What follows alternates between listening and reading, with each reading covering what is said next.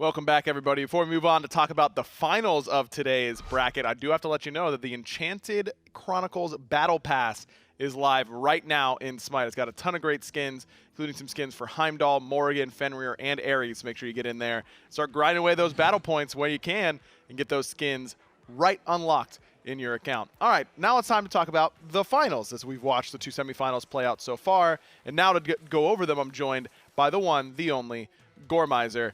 Gore, you just got done casting Cold Llamas. Yeah. Beat up on Equinox a little bit. Game 2 looks a little bit better, though, for Equinox. Absolutely. They did look a little bit stronger. But it's going to be Froi in the first-time Combine going up against Cold Llamas. And Froi did their job against just F6, but do you think they looked good enough to be able to take on the Cold Llamas? That, honestly, is where it's going to shake out. I think they're going to have some good potential here. I think we're going to see maybe a little closer than the gap between Cold Llamas and Equinox. Sure.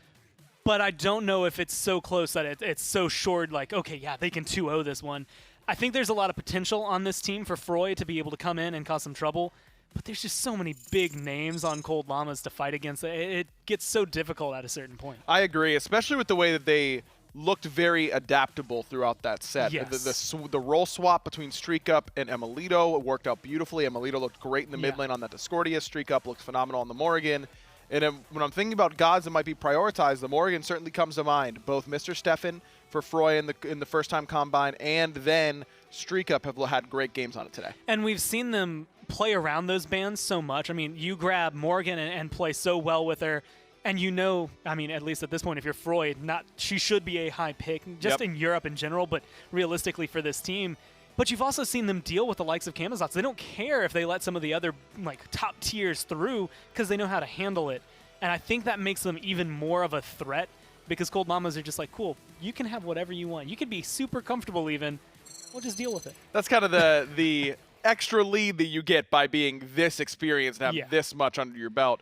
Well, we'll see if it pays off for them. And they're still in week 2, man. And hey, freshly forged, they're looking to week 3 because they still haven't made it into the open bracket. Europe has been quite the roller coaster so far, to be sure. But let's kick off the final, shall we? Llamas in that first pick slot.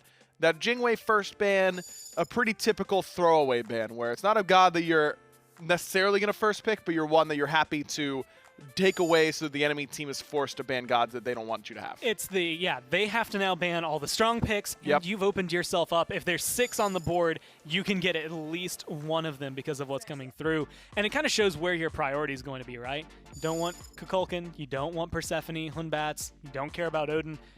If I'm Llamas here, I'm maybe looking at Morrigan. Yeah, I think so too. I mean, maybe Froi could have left open Yamoja, banned something else there, then you get 2 of the 3 top picks. So that's kind of the advantage you have in that second pick slot. And they may have done that anyways because Heimdallr was still open. And Cold Llamas go with the Heimdallr. And I kind of like this, even though I think that the Morrigan is the pick to watch out for. She has a really tough time up against Heimdallr. Yeah. He can track her everywhere she goes. And well, as of now, you're going to get to see that matchup come through. Maybe not in the way Froi would like it, but in some way or another. But that's the thing I was going to point out was that Morrigan and Camazotz still being available. Yep. It's that conversation of, cool, you let yourself get maybe the top tier, like your number 1. Is it worth giving them 2 top tiers in return? Because of the matchup between Heimdallr and Morrigan, it maybe comes out as a wash, but we've seen what Camazotz can do in the right hands. He can almost single-handedly carry a game. Depending on the team, sometimes he can single-handedly carry a game, so he's going to be a pretty big impact. But Llamas just had 2 great games dealing with him. Man, I'll tell you what, Thor, Merlin, 2 of those gods that you feel like are winning all the time and you see them a lot. You have seen them a lot so far in these qualifiers, but neither win rate has been particularly impressive. Yeah. Thor sub 30%. He's in the 20s as far as win rate goes. I think it's time teams start looking elsewhere on the Thor. I have a hard time saying yes because I like Thor so much, and I think what he provides, again, on paper, he's so good. But then you also look at the numbers that are now on paper, and you're like, well, maybe he's not doing the thing he's supposed to. I think people have just played against Thor for so long. Yep. They know what to expect. They know what you're going to be doing. They know the matchup well enough that they can say, okay, maybe we just ignore him for a little bit. Maybe we don't let him do the things that he's good at, finding the stuns, or we just pre-beads. We know when he's going in his ult, get out of his range if you can.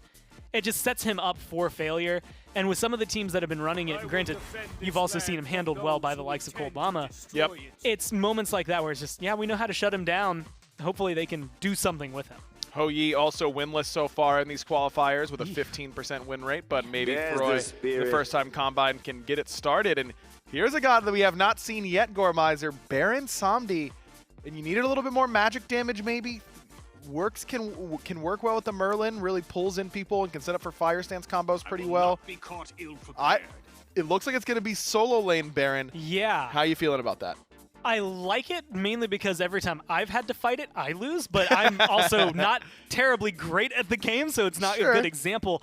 It does leave their team on a squishy side, though. They've got a good amount of healing. Once they get lifesteal online, I expect that they'll be able to sustain through a lot, but with now Bastet, a 10th pick Bastet at that. That seems good. They're going to get shredded pretty fast. Yeah, I think that, I mean, Baron, can he outtrade the Camazotz in solo lane? That seems a bit unlikely to me. Yeah. I think Froi and the boys got a really good draft, but who knows if it's going to be enough because the Llamas have been looking more hot than cold as of late.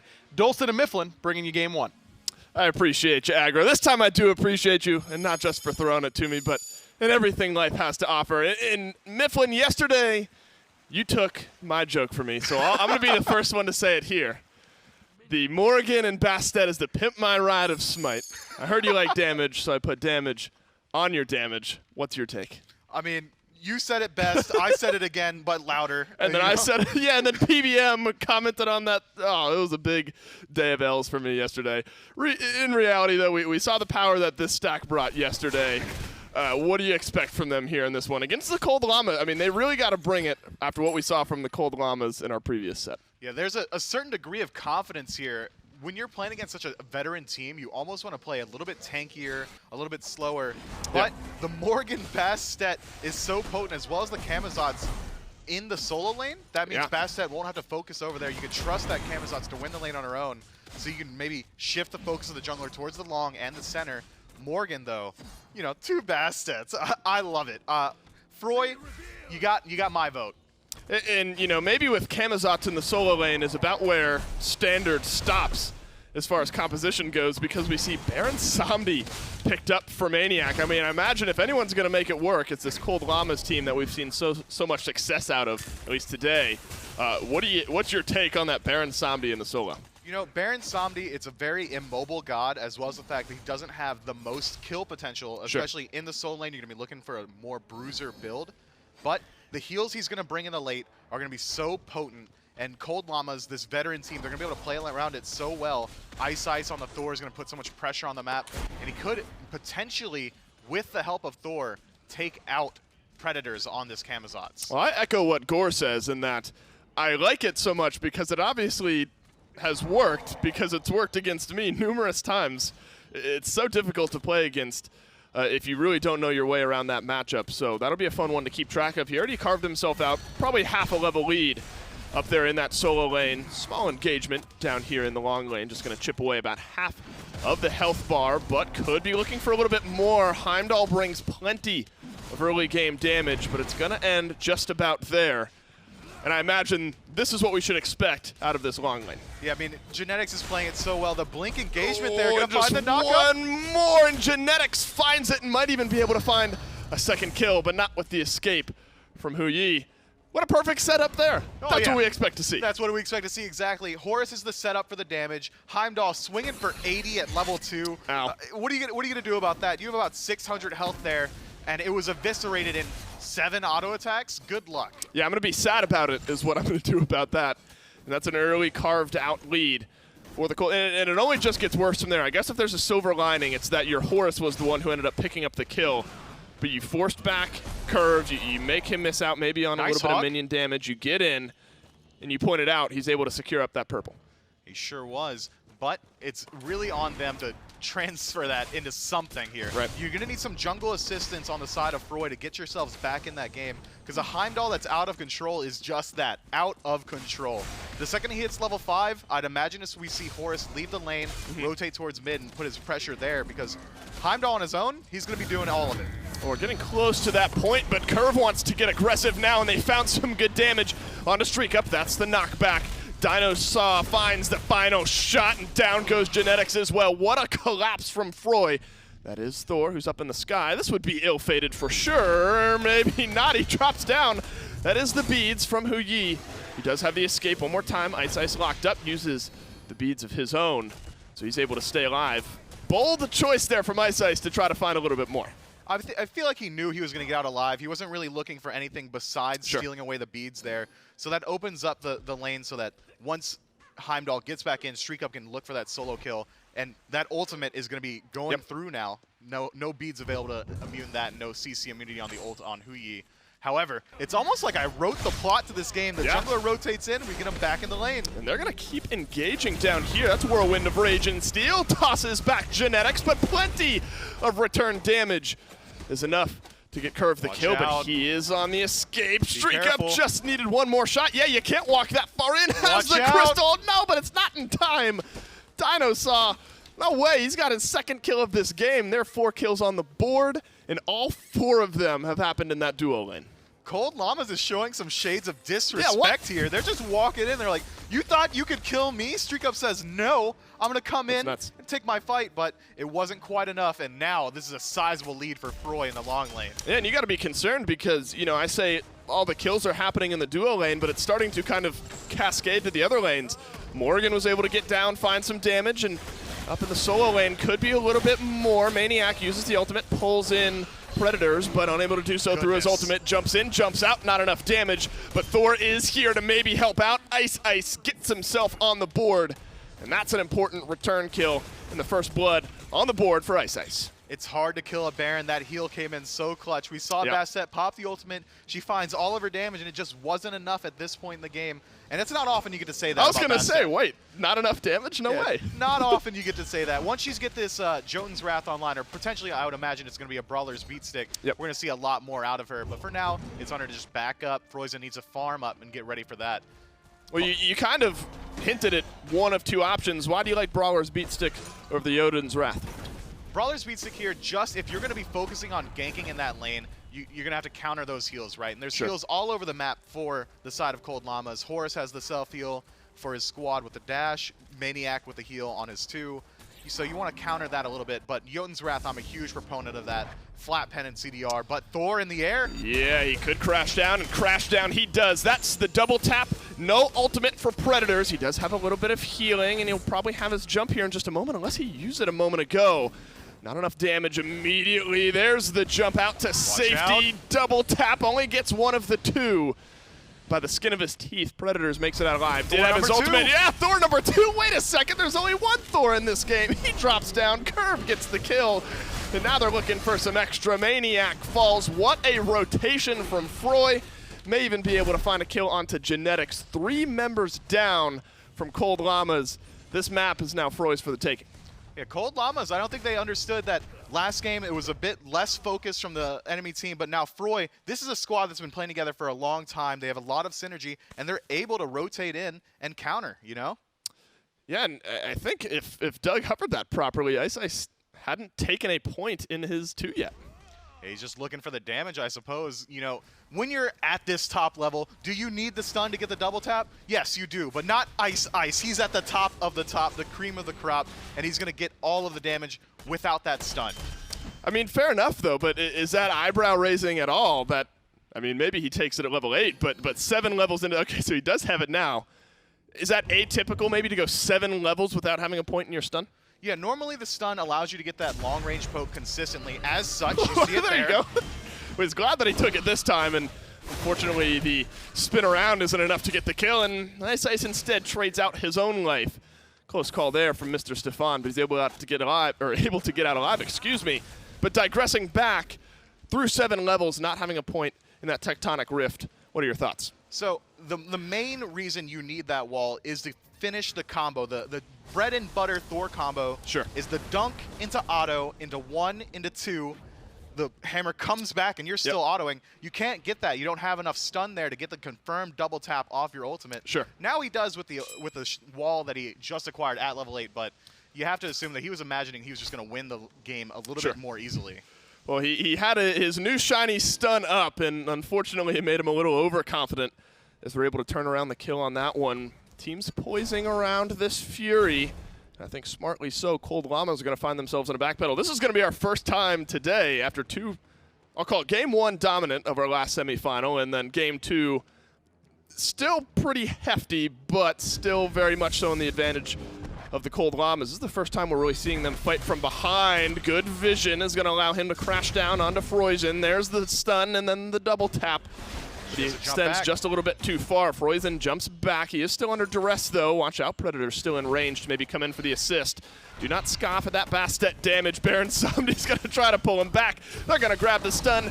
And why not a kill to boot? But the tower dive still is on. emilitoo getting chunked away. DineOhSaw finds the kill with Mr. Stefan in there as well. That's the double toss back from that Xing chin, looking for a little bit of extra damage. Predator stunned up. iceice looking to go back in. Mr. Stefan nearly gets out alive just on the sidestep, and DineOhSaw on the back line is able to trade back the kill onto iceice. This is a sloppy mid lane fight. Maybe disjointed's a better word.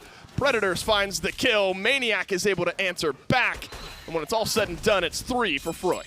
Every kill that Froi found there was off the back of DineOhSaw. Yeah. Root after pickup, the two-man ult afterward. Although there was no follow-up in damage, it got the time for Froi to get their cooldowns back up and reassume the fight. But it wasn't quite enough to pull them a huge lead. 2,000 gold, the lead didn't really change all that much. It's on whichever team's going to be able to get the first objective. But I think it's fair to point out, this is the first time today Cold Llamas has played from behind. Yeah, we haven't seen this yet, so I'm going to be interested to see how they adjust. Put it into perspective a little bit, though. It is about a 2.5K gold lead, but XP is somewhere in that like 4,500 territory. That's got to be pretty much the hefty thing that you're looking at here. So here's the general philosophy that I follow. Okay. After 4 items in so your I'm taking it with a grain of salt, right? Yeah, you don't have to listen to me. Chat, you do, though. Listen to me. After 4 items, that's when gold becomes more essential. Sure. Everyone's around level 15 to 16 at the 4-item mark. But at this point in the game, XP is the biggest difference maker you could possibly have. 2 levels is so much. It's so much more than, say, if Heimdallr had an Executioner online here, that would be worth less than if he were 2 levels up. But Thor finding the dunk on the Soul Laner. Crash down, big stun, followed up by the second stun, and iceice is able to make good on some of that damage. But great rotation there from Froi. They're going to get in. They're going to grab themselves the Gold Fury and a kill onto Genetics to boot. If you're Genetics there, do you agree with the idea of maybe jumping in and trying for a steal? I mean, you might as well try it. You know that you're not going to be able to take the fight, so your life as the support is worth a little bit less, but Genetics has very low steal potential into the Gold Fury, especially considering there is a Morrigan and a Bastet over there. You said it earlier. That's damage on damage, and that makes for good confirm. Well, I said it earlier, and then you said it later, and then I said it again just now. But iceice is able to find the kill elsewhere on the map. What a turnaround, though, from iceice. You look at this Thor, he had a bit of a rough start to this game, and is able to now come back into it, and they're going to confirm the Pyromancer for it.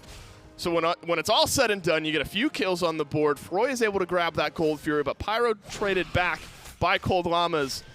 I still don't know if that's equal, though. Pyromancer for Gold Fury at this point in this game? Gold Fury is wholeheartedly better at this point. It's worth more experience, it's worth more gold, and you're not really going to make very great use of Pyromancer's passive in that it lets you leave base a little bit more quickly. I know Hindu razzed you on that a little bit earlier today. But we did. It's a lot better in the late. At this point in the game, it's not worth just quite as much. Well, if you're dying a whole lot and your team gets it, maybe you get back to lane quicker.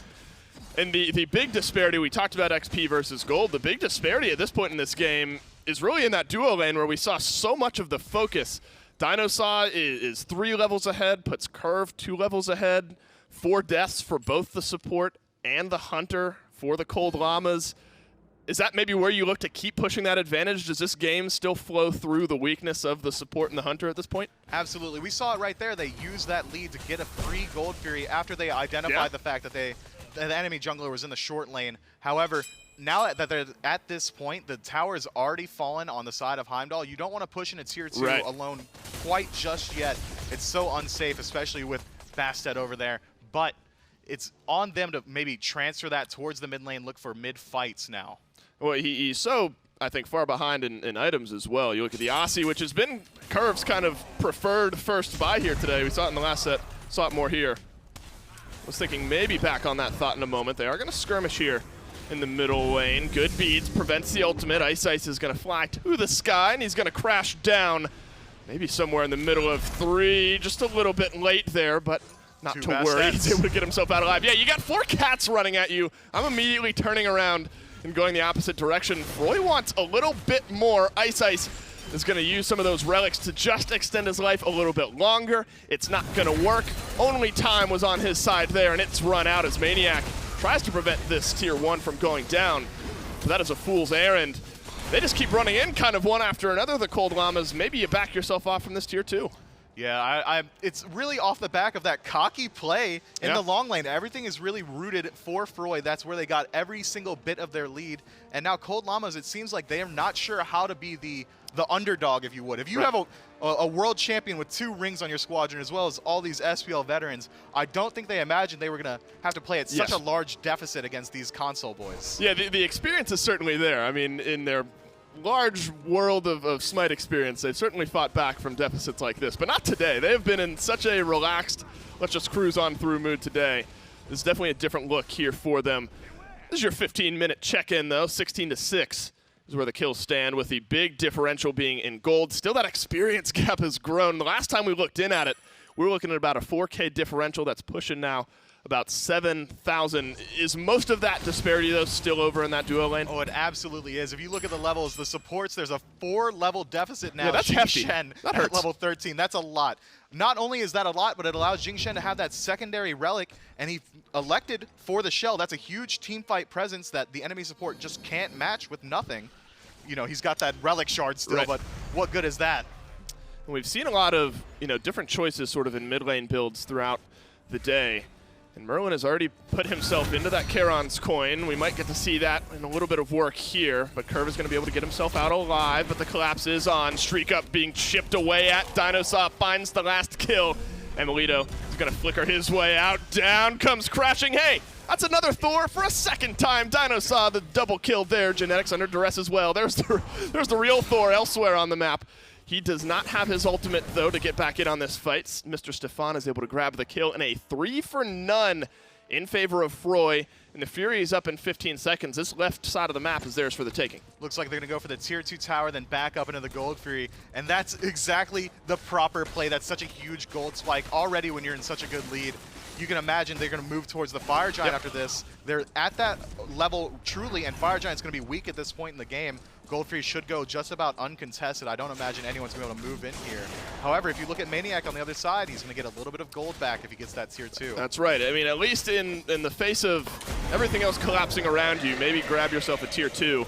Primal Fury is picked up here by Froi, and down goes the last minion in that wave. He is going to chip away some damage. Predators closing in. Looks like it might be able to fall here. So maybe a bit of a port in the storm here for the Cold Llamas.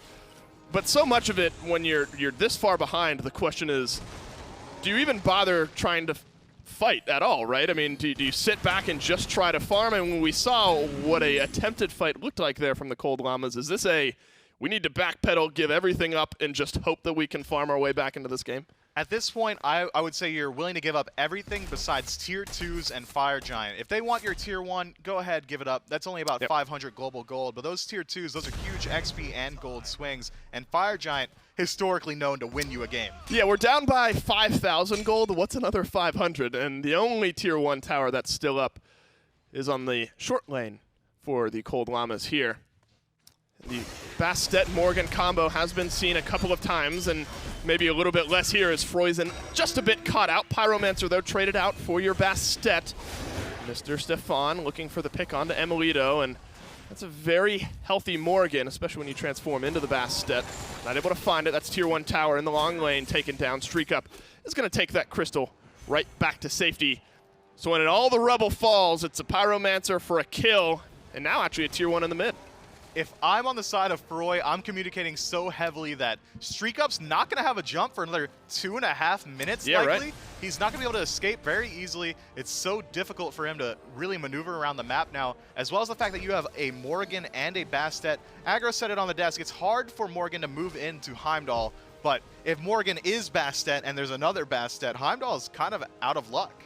And I love seeing, I think, the Relic Dagger picked up by DineOhSaw, especially when you have the shell and the blink. You're just re-engaging so much more often. You're engaging so much more often, as well as you're making your team so much bulkier with that shell. Yeah, that's not a bad thing. It's not. It's not even a little bit. Imagine if you could just absorb 3 auto attacks. Yeah. That's exactly what Magic Shell is going to do, and as you see, he's elected to upgrade it already. And maybe that kind of tends to the side of they're feeling comfortable in this game. Let's keep being aggressive. Let's keep that foot on the gas. I'll move into the Relic Dagger here. Just keep trying to fight. You have to be careful, though. if you are Predators here. You're going to be able to jump out, but there is some lockdown with StreakUp there. Without the beads on Predators, he might have been caught out. Does have the ultimate, though, kind of the get-out-of-jail-free card, though, for the Camazotz. And we talked about the Baron and Camazotz solo lane going into this game. Has this one sort of gone the way your mind expected? I mean, he's gotten some help, certainly, from the jungle and the way the rest of this game has gone. And maybe more so on maniaK's side. Are you happy with what you've seen out of that Baron? maniaKK, I think, is incredibly happy as long as he makes himself known in the late game. So far, we haven't really seen him show any presence in a true team fight. So I imagine maniaKK, he's a bit of a troll. I've talked to him once or twice. He's probably like, what's up, guys? Why are we losing, you know? But the second he gets himself involved, I imagine Cold Llamas is going to be playing a lot more secured. But Froi, as you see, the 5,000 gold deficit, without any objectives on the map, Cold Llamas is slowly closing that gold. We were looking at 7,000 to 8,000 just a moment ago. Nothing really has swung in favor of Cold Llamas. They're just playing the map a little bit better. Yeah, they've carved themselves back about 1,000 gold here. But this is where you have to be careful. Cold Llamas very close to this Fire Giant. This could be an immediate turnaround from Froi if they're able to find it. Massive wave on the left side of the map. But some good poke is going to put the Cold Llamas back. That is going to be a serious Phoenix siege without anybody. They are going to send back one, and that is iceice that goes. Do you like the idea of sending back your Thor with Fire Giant maybe under duress? You know, sending back the Thor is probably the best option they have because he's got that semi-global ultimate. He can rotate into the fight quickly, but hold that thought. Yeah, now it's a 4v5 on the other side of the map. Big spin around, and some pulls are back, but they're going to get themselves back underneath that tier 2 tower. Half health for everyone on Cold Llamas. They might take that as the cue to turn back towards that Fire Giant. iceice was not a part of that engagement, so he's still alive. Predator stunned up, chunked away just a little bit. Fire Giant is started now. Burning fast as well. And it's actually down to about half health already. Cold Llamas looks like they want to try to take this fight. DineOhSaw dashes himself right on through, and the Huyi ultimate comes crashing down as well. Up to the sky goes Morrigan, who transforms into that story, drops right back down, sets up the kill for Predator. That's maniaKK looking to disengage, and he's unable to do so. Kerr finds the second kill in this fight. Everyone from the Cold Llamas, they're going to get sandwiched here. Myth iceice is able to grab a return kill, not before Kerr grabs his second of the fight.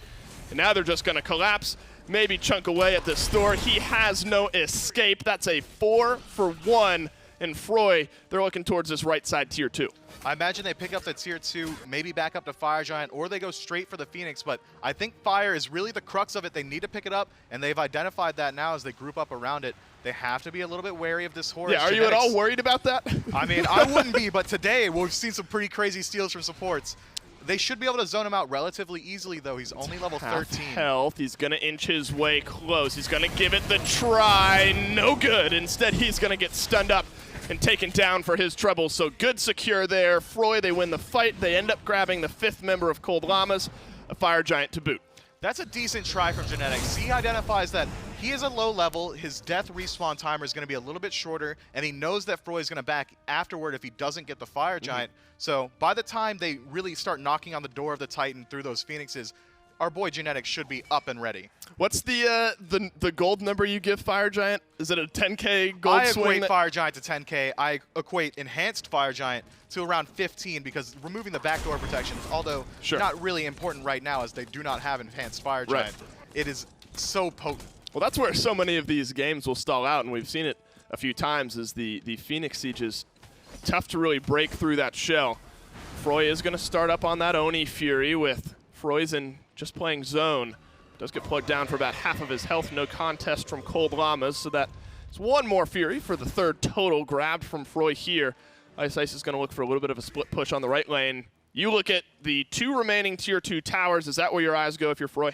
Absolutely. You want to look towards mid. That solo lane tier 2 tower, it's a little bit less of a priority because you want to really take the Phoenix in the long lane. So I imagine we would see a group up on the tier 2 and mid and then shift your focus towards the long. But if you look over at the long lane, that minion wave is pushed up so far. I'm very curious, and this is kind of nitpicky and splitting hairs, but it looked like Mr. Stefan, I didn't see what he picked up for it, but he sold off his Mage's Blessing. Does it maybe worthwhile to finish an item if you're able to, maybe finish your Obsidian Shard by selling off your Mage's Blessing? Absolutely, but we're going to hold that thought for a split second. Another engagement happens twice. That's right. There's a split engagement. One by the right side, Phoenix, one in mid. The one in mid is going to go towards Froi, and the one on the right side is going to go towards iceice and StreakUp. This is a 3v1. This has got to be worth it, only if you grab a right side Phoenix. But suddenly your Titan is under attack. He's going to try to pull himself back. emilitoo looking to play Savior, but they're back from base. Heimdallr rejoins the fight. They're going to maybe find a little bit of extra on the backside of this split push gone wrong. And Predators, he's got StreakUp waiting on the backside of his digress. DineOhSaw moves himself forward with genetics. Now, suddenly under the target of Froi, and he might go down. DineOhSaw turns around the damage. StreakUp, now he's on his own. That's 2 more kills for Froi. 2 members left standing for Cold Llamas, but they do grab that right side Phoenix. With 4 members up on the side of Froi and only 2 on the side of Cold Llamas, I imagine they moved in. emilitoo getting a little bit of trouble. Predators, are you okay? Oh no, Predators, yeah, he is okay because he was able to help out his team turn around the kill on emilitoo. maniaKK finally back on the respawn. Mr. Stefan transforms into Thor, crashes down. They're gonna turn their sights to this left side Phoenix. DineOhSaw spins around. maniaKK is able to get out of that one alive. Uses the beads to keep himself safe. That's left side Phoenix down. Mid side Phoenix, respawning. And only 1 Phoenix left standing on the right-hand side. This is a different game than I think anyone in the chat would have expected to see. Froi is making it such a fantastic show. Slash line 28-9. Would you imagine the SPL-studded roster was going to look like this? Not I. Yeah, no, we certainly flipped the names around on the scoreboard, I think, for this one. Although the way Froi was playing in that semifinal earlier today, I mean, this is the transitive property, or whatever Gore called it the last time we talked about it. You know, the SPL-studded roster that got lost out in the quarterfinals. You know, they moved on to the semifinals, and then Froi was able to take that win 2-0. I mean, these guys are certainly nothing to be scoffed at, and they've proved that here in this set. And now you look at this game 25 minutes in. The gold lead is extended to about 13,000. 1 Phoenix down for Froi, 2 down for the Cold Llamas. And this is looking like base defense through and through. The Fire Giant buff just now falls off, and that's maybe the next target for Froi. It's fair to point out that the Fire Giant that fell on the side of Froi is in the short lane, the lane closest to the Fire Giant. So they should be able to very easily, without even going out of their way, push that out so they don't have to worry about the Phoenix on respawn and then move in towards the Fire Giant. That's very disciplined play as well. You'd expect they picked up 4 kills there. They only had about 10 seconds on genetics respawn, but a lesser team might have tried to move in towards the Titan. Instead, they back up and they want to play around this next Fire Giant. Well, they're looking for a rotation here. Cold Llamas, 5-man grouped up on this left-hand side of the map. Pings are through their base. Maybe trying to set up a trap. Horus could ult them into the Titan. That's right. They might be looking for it. Pyromancer taken down. They're going to move themselves forward over towards that middle lane. There are no wards in that jungle from Froi. This is so cool. Genetics, he's going to pull them back into the base. Horus is moving himself forward. I don't think they know what's going on. 3 members are back. Titan, it's under attack here. Cold Llama, they're melting away. You got to be kidding me. It just needs a little bit more damage. Hit it just a couple more times. Oh, no, it resets. A triple kill from Froisan. Nearly taking the game as the Llamas, but they turn it around. 5 men down, and they're going to barrel down the mid lane. That is just about game, but what an epic attempt. You wouldn't imagine to see it, but Froi, you got to give them shouts where they are due. They spotted out instantly. DineOhSaw throwing 3 into the fountain. They burned so quickly. It was so close, but it's going to slip away from Cold Llamas this time. And the minions might just get this one done on their own. What an attempt from the Cold Llamas. That thing had to be like 5% health. That is the closest I've maybe ever seen without it going down. Good thought. I mean, if there's any team that we expect to make a call like that, I guess it's the Cold Llamas. That requires coordination and serious decision-making. But it doesn't work out. Cold Llamas, as you point out, that's where the props have to be, I think. They're able to get back, stop that backdoor attempt, and grab themselves the win. I am sweaty just from seeing that. It was so cool. I almost wish it worked just so it would be so cool, but you know, Cold Llamas, they are the veteran team. I imagine they're not going to take this loss too hard. Nope. Going into game 2, it's going to be a full reset. Well, as if we expected anything else, this one's going to be a lot of fun. Game number 1, that goes the way of Froi. Game number 2, we'll have to wait and find out.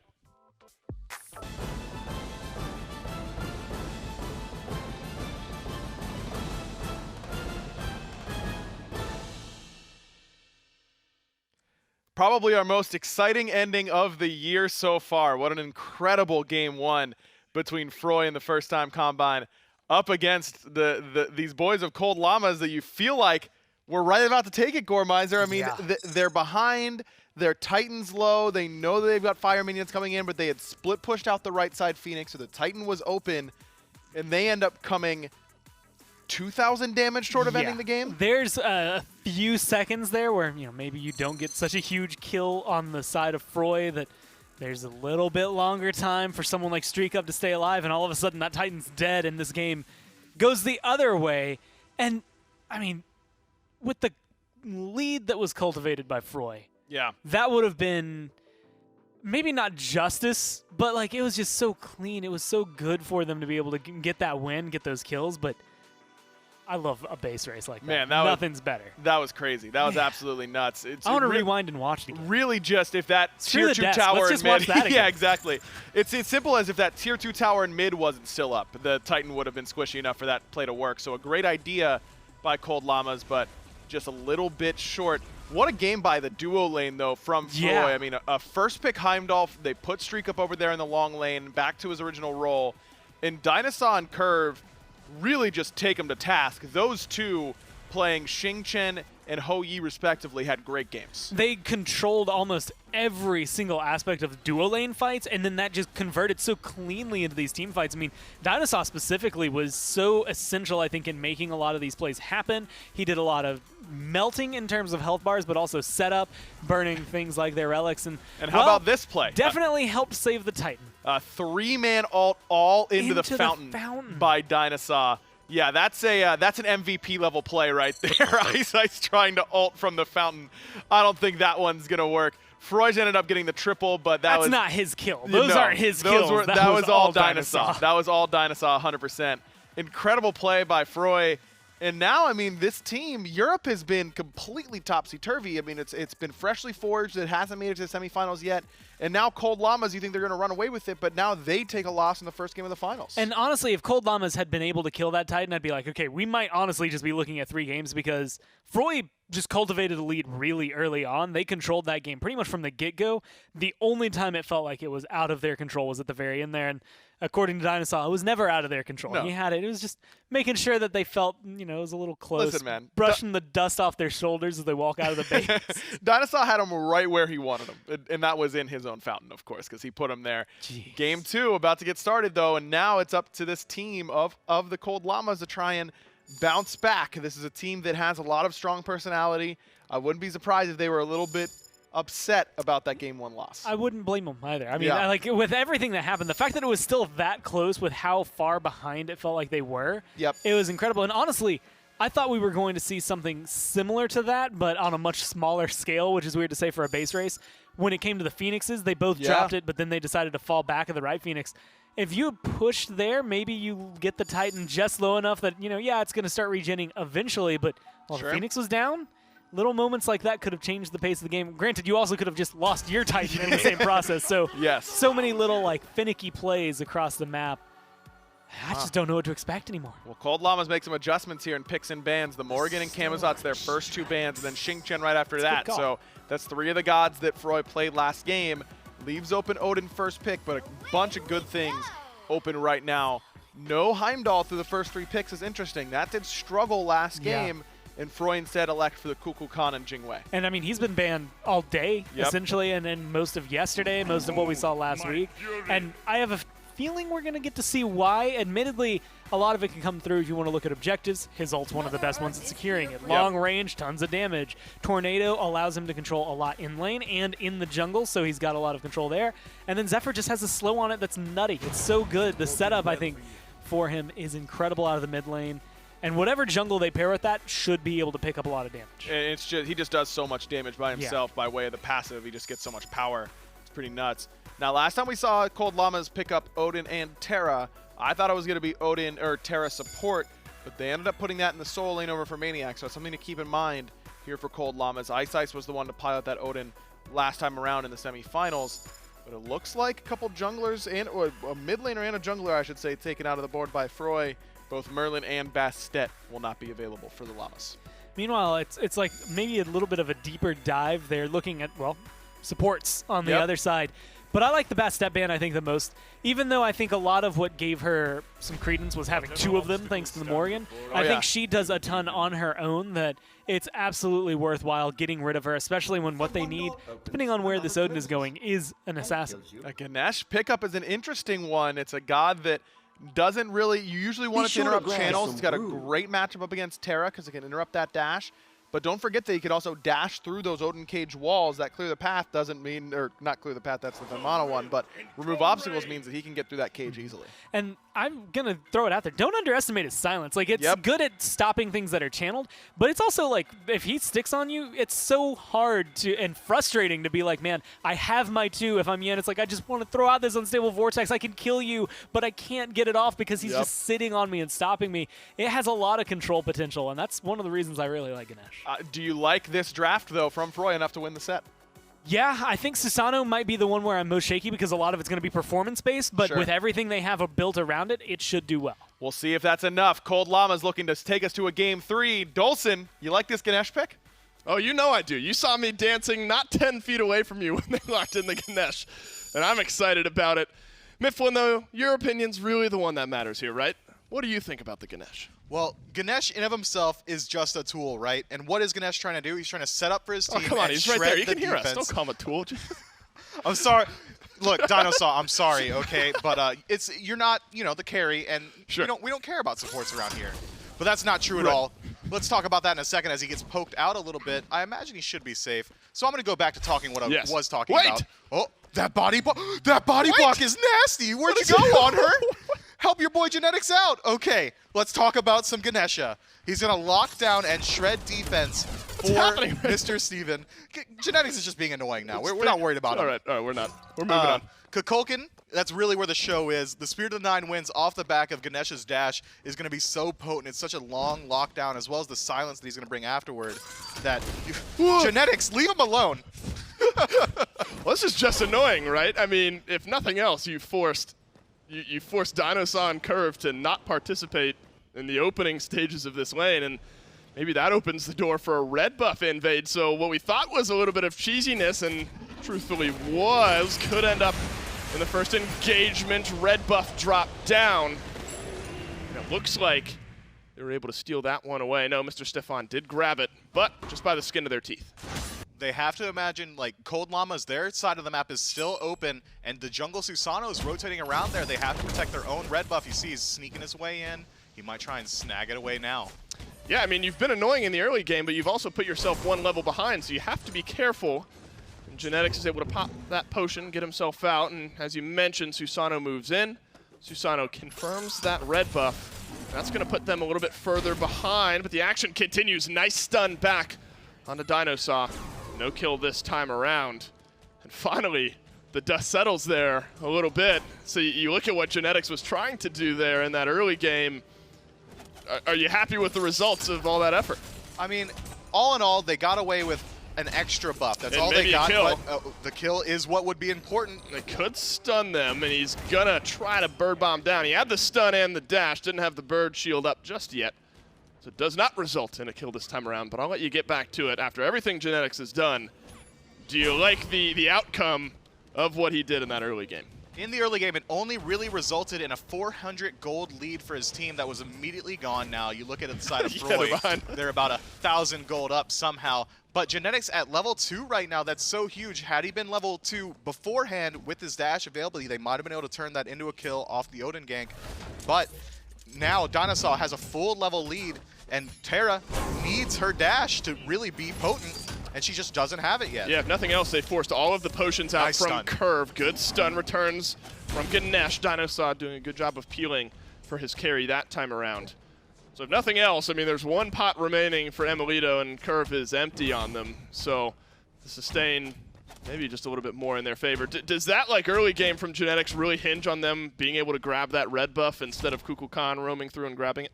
If they had been able to confirm their buff as well as steal away, that would have been so huge. It gets them the timer so they can move forward later. They have the pressure in that they have Anhur and Terra in the long lane. That's going to be so much that they can move towards the red buff.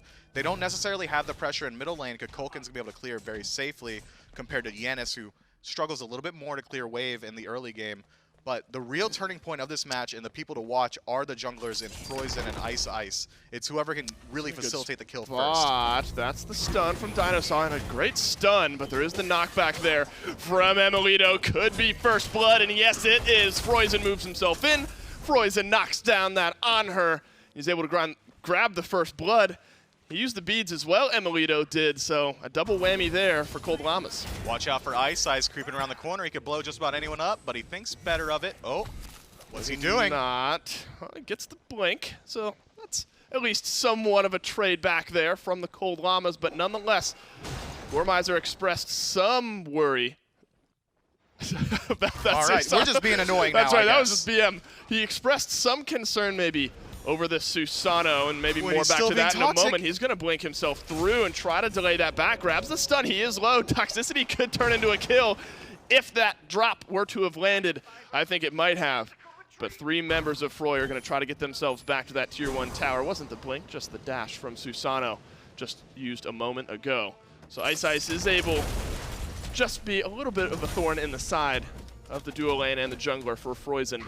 But nonetheless, that's another good invade from that duo lane. They're able to extend that lead just a little bit further, a 1-level lead on that Hunter, 1200 XP, and I think most of that is in the duo lane. We haven't even been able to touch on the middle lane or the solo lane yet. They're going to pivot themselves towards that Janus, who right now is nursing a 1-level deficit against that Kukulkan. Is that what you expect? I mean, yeah, Kukulkan's going to have so much more pressure as well as more kill potential than Janus. He's going to struggle to clear the jungle buffs on his own, whereas Kukulkan can just move in. He doesn't need anyone's help really to clear this out and not take too much damage as we're seeing now. I think if we want to talk about the solo lane a little bit, Baron, Samedi, and Kukulkan, that's not much is going to happen. It's going to be a wet noodle fight. Kukulkan's really looking for a god that he can brawl against, and Baron's going to play at the absolute max range. Yes. And if any damage he does sustain, he's just going to heal up. I'm not moving close to it all, and you know, it helps a Kukulkan farm up some jungle buffs when the enemy support and Hunter are moving through to your red buff, and you're able just to steal it away. iceice looking for a little bit of something here onto Froisan, who's going to move himself out of that one thanks to the mobility of that Susano. Red buff dropped. This time StreakUp is going to be able to grab it for himself. So a bit of, you know, fireworks, but like the little ones that you throw on the ground that make noise but don't really boom all that much. Poppers? Yeah, they're right, the little poppers. We got like 1 bottle rocket that launched off for the first blood, but other than that, a lot of interesting play. Could be another bottle rocket here with maniaKK getting blinked in on by Froisan. He's going to turn around that ultimate, makes him get in tower range. The final shot is there. What a play by maniaKK. He's probably going to find himself a double, but is he going to get traded out? No way. That's the gank gone wrong. 2 kills for Cold Llamas. And then the laugh spam. Yeah, that's As right. you do. That's the Omega special. Right? Yes. As you should. What a turnaround there from them. A little bit too deep from the side of Froi. Looking for a bit of a counter engagement in mid. I don't imagine it really turns into much. Ganesha can actually dash through walls, the clearer of obstacles if you would. So Odin Cage is going to be a little bit less potent there. He doesn't even need the Phantom at this point, electing for the Shell. He's going to bring so much there.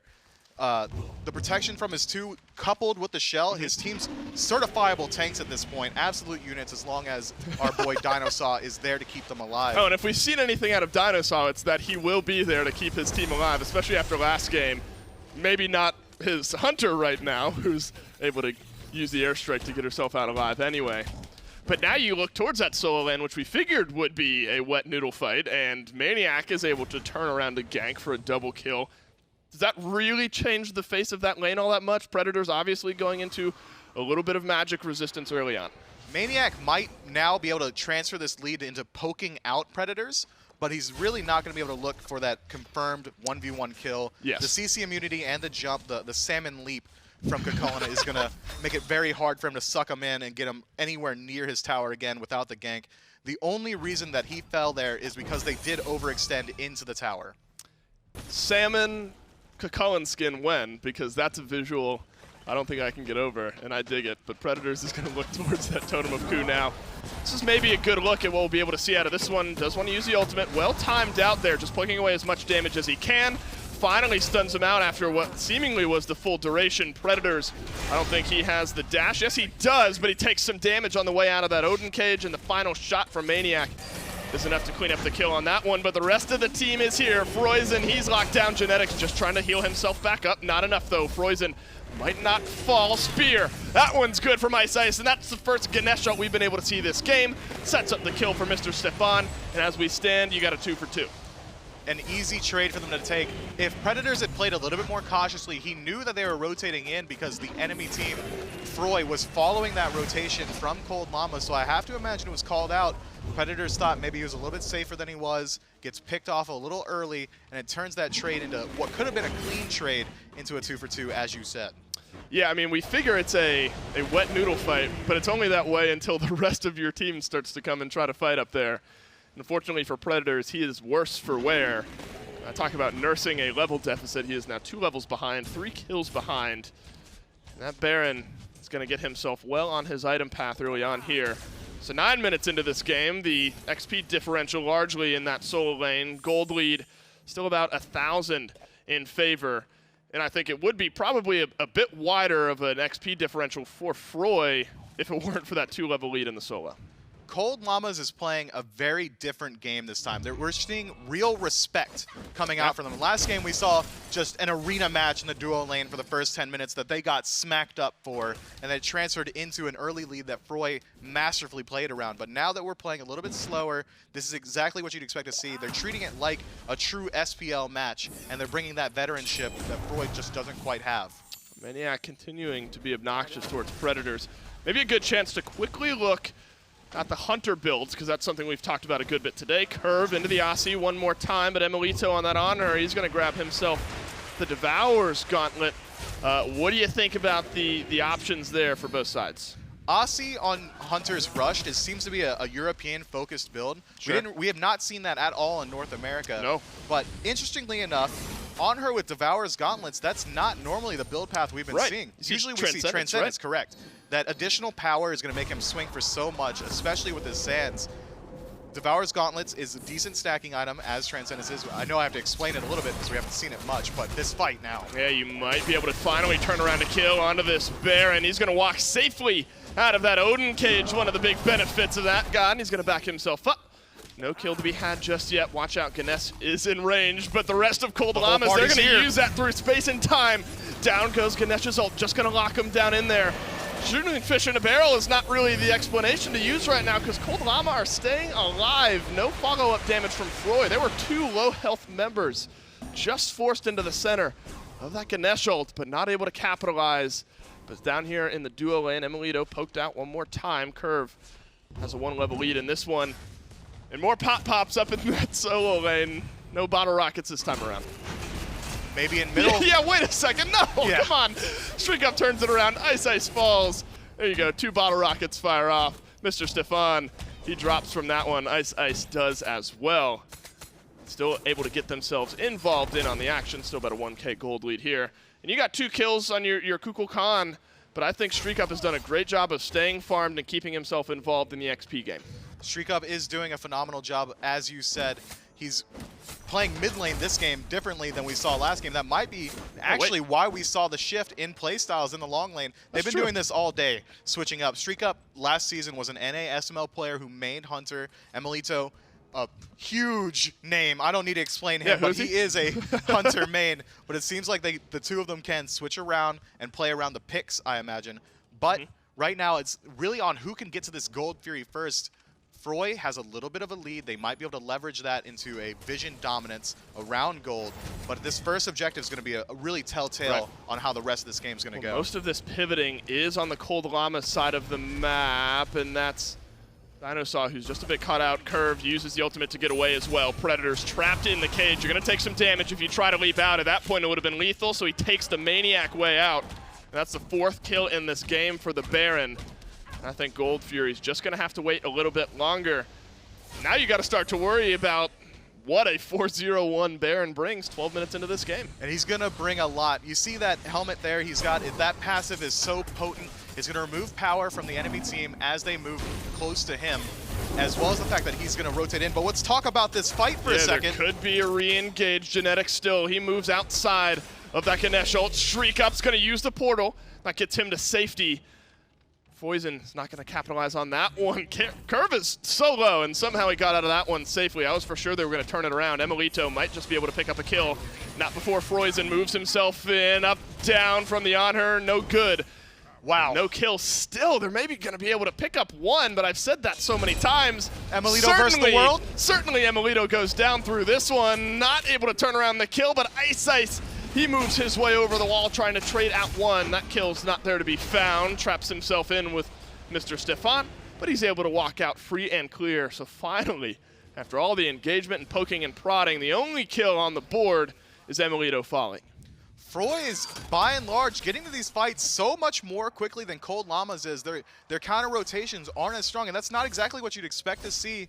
Janus with through space and time is such a powerful rotation tool, and they're not really utilizing it like that. They're using it, personally, StreakUp just for escapes. I guess you could shout out Froisan for being able to force that out early, but emilitoo, left alone for so long in that tier 2 tower, you said it, he will fall, but he put out a lot of damage on the way out. That's right. I mean, there were maybe 3 kills there that were kind of left on the table that just one more auto attack landing from emilitoo might have converted it over into a kill. So he's been able to put out a good bit of damage. And still, you know, to kind of pivot back to those hunter builds, Kervv still sticking with something typical, maybe looking like a rage. We might have to touch on that in a moment as iceice is going to get trapped in through space and time, plugs out a good bit of damage. Not only that, but gets his jungler out alive. So well played there by StreakUp. And you kind of have called it out. The through space and times have been great. Not only some connecting for damage, but this time around getting iceice out safely. emilitoo looking for a bit of a 1v1 engagement. Yeah, but you need to land the stun to have a chance. And this one, you're kind of far behind. Ultimate connects for a little bit of damage. Kervv, well, he's just going to pepper his grave with that airstrike. And emilitoo falls in the solo kill down in the duo lane. 0-3 now on that Anhur. Genetics in a bit of trouble. is silenced out, and DineOhSaw is going to find the stun, but Terra is going to return one onto Mr. Stefan. Do you have enough damage to clean up the kill, though? That's the question. That's a tanky Ganesha. And now that Ganesha is locked in, he's just going to spread out the silence as much as he can. Froisan is back, looking to re-engage. iceice has that shield charging up. It's going to plug away some damage once it expires.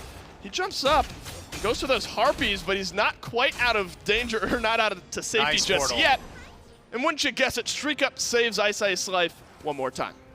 This game has been constant action, but the slash lines are very low. Only 13 kills so far. That's not too many. Normally, throughout the course of the day, we've been seeing a lot more, but right now, Gold Fury pooled by Froi might be able to sneak this one away. Absolutely. Yep. Transferring that gold lead up to 3,000 now. They can look for some permanent objectives and towers. Looking towards the tier 1 and mid would probably be my guess. Sure. They're going to just now crest over that gold lead. Still finally finishing some of that magic defense's Predators, moving in to a little bit more physical with his second item of this one. This is kind of what we've seen out of Baron, though, right? More of a defensive build. When you play in mid, obviously, you build full magic power. But this time around, maniaKK, he's grabbed himself a 4-0-1 lead. A great slash line, but he's still sticking, as you mentioned, with some of that defensive and utility build. Yeah, the utility from Baron in the solo lane, it really comes off the fact that he has huge CC potential in his ultimate and his root, as well as the fact that he's bringing heals to the team. Not many people consider Baron to be a potent healer, so we might not even see some anti-heal coming out from Froi, but I would think it would be very prudent of them to look that way. Kukulkan just now picking up his first penetration item. I imagine it's going to go straight into the Ob Shard. Could also be a Spear of Desolation, not quite sure yet. But this next fight, they're grouping up in mid. This is where we're going to see a huge swing, I believe. I was going to say, this could be the tipping point. We've seen a lot of kind of one-for-none picks, 2 kills here and there. We're yet to see one of these big fights fully erupt into the grand finale of the fireworks show. But it could start here with Genetics stunned out by DineOhSaw, but he's got iceice right around the backside. Genetics drops the ultimate, but so does the Ganesha. That's a return. But is there enough damage to clean up Kervv? Not just yet. emilitoo has to back off. Uses the ultimate, uses the jump. That's the Aegis. Predators calls him on it. Hunter down for Ice Cold Llamas. StreakUp dancing back behind the tower. Uses his ultimate. He is very low. They've shown from Froi that they're willing to dive these towers. He's going to just pivot around back behind iceice here, who moves his way into that one. Kervv, airstrike, back out to safety. StreakUp, he's taken down. That's 2 kills in this fight from Froi. maniaKK backpedaling beneath their tier 1 tower. And that's a 2-for-none in favor of Froi.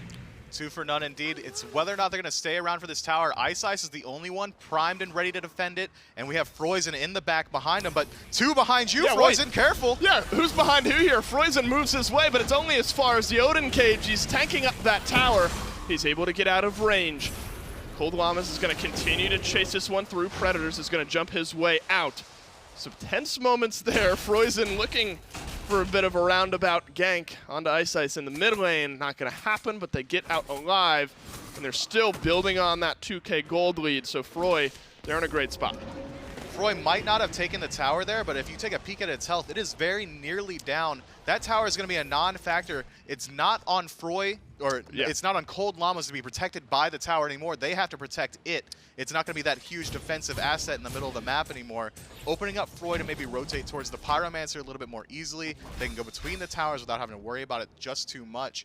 Cold Llamas needs to focus up a little bit and really protect StreakUp. If he can get his damage out consistently, that's when it's going to be a little bit easier. And if you take a look at his build, he has the CDR in the cooldown boots and the Spear of Desolation, so he should be able to use these abilities constantly, if not for falling. Well, he uses his ultimate ability there, maybe just defensively if emilitoo needed it. We've seen what kervv can do if he's able to just move in on that Anhur, and DineOhSaw is going to get speared back. So the dash not coming through just yet from the Ganesha, and emilitoo's had a rough go of things. They've largely left that duo lane alone. And you normally take that as a hunter and say, okay, I'm just going to farm up, and there's that stiffed breeze you're talking about knocking over that tier 1 tower. But emilitoo, he's been able to, I don't know, I guess somewhat keep pace, at least level-wise, with that Jing and the duo, but hasn't been able to have quite enough of an impact on the other side. Pyromancer pulled by Froi. Neither cage available either. This fight could go either way. And they're now going to try to maybe re-engage. That's confirmed by the Kukulkan ult, but maybe Cold Llamas, they look at that as a chance to re-engage. maniaKK uses the Baron ult. That one locks down DineOhSaw. But StreakUp in the backline, he's getting dove by 2. That's 1 down now for the Cold Llamas. Genetics has to pop the ultimate, but it's really only benefiting himself this time around. kervv so low. iceice has been dueling with that hunter effectively on his own, and this one, it's so split up, Myth. maniaKK is going to try to backpedal himself, but you got 3 members of Froi looking at you. emilitoo, I bring up that he's been left alone in that duo lane, and he's going to maybe grab a tier 2 tower for himself. And that's worth as long as the Cold Llamas don't lose much more, and maybe if you're able to grab one as well. That's Mr. Stiff Fallen. He's locked down. He's going to try to move himself out of this one. maniaKK, nice snipe there for the double kill. iceice just looking for a little bit more. Predator's going to get rooted out a little bit here. Genetics going to find the big root. DineOhSaw falling fast. Without your Jing, you don't have the damage to take this fight anymore. Yeah, it's really tough. Predators, he's locked in the cage. 3 members of Cold Llamas looking at you. He is very tanky. That's the second Baron ult we've seen in this long, long team fight. And Predators, wow, he transforms through it. Maybe gets himself out. He's just ticking away out of that rage form. Genetics, he wants this kill. He's going to set it up. iceice leaps down, grabs the kill. And I said it's worth if Cold Llamas don't lose anything. And not only do they not lose anything, they pick up 4 kills, and now emilitoo, he's going to solo this Primal Fury. Not only those 4 kills, but they also got the tier 1 and 2 in the long lane. emilitoo also picking up that gold for you. The second anyone rotated to check him, emilitoo backed up just a little bit and went and got the objective as Jing rotates in to try and help their team. That's a huge gold swing. Look at that shark. That's a mountain. 3,900 gold, 2,000 gold rather, 4,000 XP. Swing. The swing was probably around 4,000. 2,000 down, now you're 2,000 up. Cold Llamas, they're feeling good about the way they've been able to turn around this game. Who are the big players in that fight? Maybe you don't need to look any further than maniaKK. maniaKK did so much, using his ultimate twice to find the perfect amount of pulls, and he doesn't just pull them in instantly. He's turning constantly to keep them sucked towards him. It's almost like a pseudo Hades ult that has a bit more threat because there is a stun at the end of it, as well as the fact that he kept his team alive with his healing. And look at the damage chart. You wouldn't expect that with his build, but he is topping it up. Yeah, I mean, we're not so unused to seeing solo laners on top of it. Fire Giant pulled, 50%. Fire Giant, yeah, they're melting right on through this. Only 3 members in rage from Froi. This could be a big one. Cold Llamas, they secure it, but how much do they lose? Froisan, he finds the first kill of this engagement onto iceice. Genetics looking to run himself away. Does not find the route onto anybody from Froi, but he is able to get himself out alive. StreakUp, he's rejoined the fight. DineOhSaw solo on the backline. emilitoo stuns up Froisan, grabs the kill. What a turnaround that is. They're going to look just for a little bit extra. maniaKK uses the ultimate, no stun here. But talk about split pushing hunters. kervv, he's on that left side. StreakUp, excuse me, grabs the kill on the Predators. Phoenix, though, not completed, but so much damage chunked away. emilitoo there was dead to rights. The Tornadoes was on him. It had Froisan not moved in and gave him a lifesteal target, emilitoo falls for free. Instead, he moves in trying to confirm that kill and instead turns it in favor of the side of Cold Llamas. I think StreakUp played that fight very well, as well, pouring out some good damage without falling. Gonna move forward. The portal does not connect here. So Fire Giant confirmed by the Cold Llamas. You have to wonder, though, how concerned are you about that left side Phoenix and how low it is? I would be relatively concerned. You're not expecting a backdoor attempt from the side of Froi, so they could rotate through mid, pick up this tier 2. The wave's already pushed up in the long lane, so once they're done here, they can rotate over there, put the pressure into the long lane, and ensure that they can't push it down, as well as the fact that they are now a threat to the enemy Phoenix, Cold Llamas that is. Froi's going to have to be on the back foot now that they have Fire Giant as well as this 2,000 gold lead. Well, in the meantime, they've just grabbed that tier 1 in the mid lane. And the tier 2 tower is going to be safe for the meantime. Let's go back. Let's buy up some more items as we move ourselves towards that 25-minute mark. The big swing around that Fire Giant fight and you know, a few kills just before it that made them feel comfortable going for it. Where are you maybe focusing your push? I talk about if you're concerned about that long lane. Where does this spearhead of your push go if you're Cold Llamas? If I'm Cold Llamas, I'm going to clean up all the towers on the map and then just go the traditional route of pushing down the lane furthest away from the Fire Giant. Try and get those fire minions flooding in as far away as possible so you can get the easy pickup on the fire once it respawns in about 2.5 minutes. However, let's talk about emilitoo's build for a moment. Sure. This is a very old school build. Immediately into the Ichabel XE chin size. This is looking like Season 4.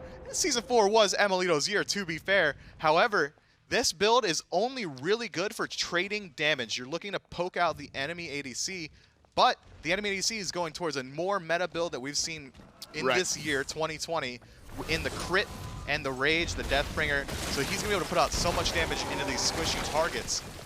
emilitoo's build does have a place in Season 7. However, it's only really good against hugely tanky targets such as Predators and DineOhSaw. Let's hold that thought as this Phoenix falls fast. Right side Phoenix chipped away, and that's the Ganesha ult that's just going to zone out on this fight. Kukulkan tosses his ultimate right down through the middle as well. Genetics so low, but they're not able to finish off the kill. But your Terra very far back. She has some sustain through space and time. Does not connect for a kill this time around. Just need a little bit more damage. I imagine they'll find it. One auto. And it's the last shot from maniaKK that's able to confirm it.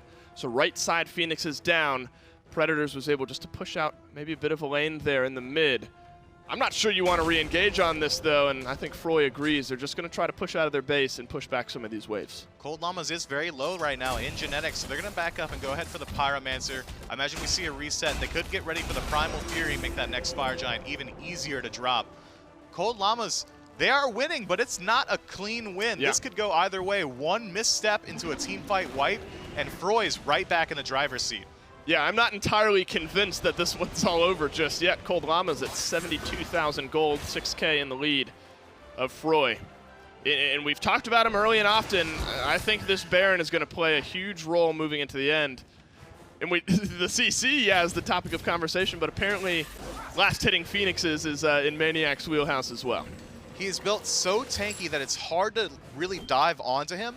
You don't want to really put all the damage out onto him because it's going to take a lot of it, as well as the fact that there are so many hyper carries on the side of Cold Llamas in Anhur and StreakUp on the Janus. You have to be worried about them. Baron, he's going to bring the heals. He's going to bring minor damage, but his damage is going to be spread out over time. We see now that Kukulkan's topping up the damage chart on the side of Mr. Stefan. It's on Froi to actually confirm these kills. He's finding the Tornadoes, but Froisan's having a hard time finding his way into the backline through this hard hat that is iceice. He's not really caging enemies inside, but he's using it in this jungle to separate the fight.